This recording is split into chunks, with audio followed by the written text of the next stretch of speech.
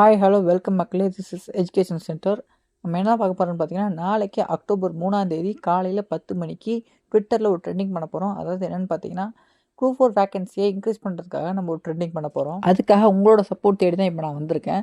அதாவது பார்த்தீங்கன்னா, காலையில் 10 மணிக்கு ட்விட்டரில் எல்லோரும் ஒரே நேரத்தில் போஸ்ட் போடும்போது அது இந்தியா லெவலில் ட்ரெண்டிங் வரும். இந்த இடத்துல ட்ரெண்டிங் வந்தால் கிட்டத்தட்ட இருக்கிற எல்லா தலைவர்கள் கண்ணிலையும் இது படும்.